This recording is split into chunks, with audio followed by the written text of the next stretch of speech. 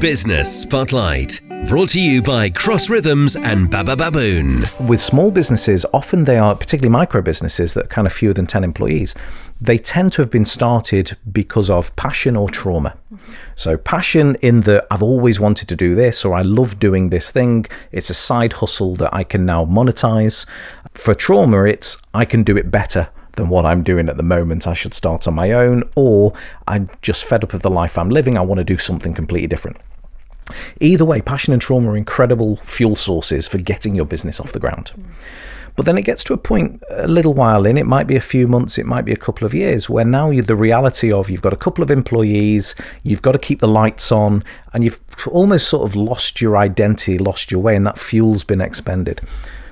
Knowing why you exist, knowing what difference you want to make, where you're heading, what you want to be famous for, and having that North Star of a vision can help kind of refocus a business of any size for what are we doing, why do we do it. So then when questions, the shinies come along of should we invest in this market, should we accept this client, should we do X, Y, or Z, it becomes much easier to make those decisions because you know where you're going. And the challenge many businesses have is they don't have that. Why do we exist? Why? Going back to your why. They know what they do, but they don't know why they do it. So they end up trying lots of things, which can be expensive. You know, let's try pizzas. Let's try beanbags. Let's try this social media strategy. Let's try.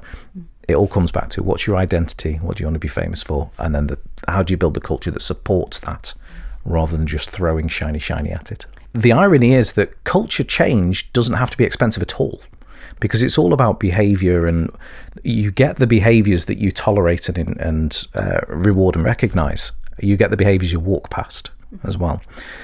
Changing that behavior isn't expensive at all. However, the cost of having a mismatched culture, it can literally ruin your business. Business Spotlight, shining a light on our local business community. Brought to you by Cross Rhythms and Baba Baboon.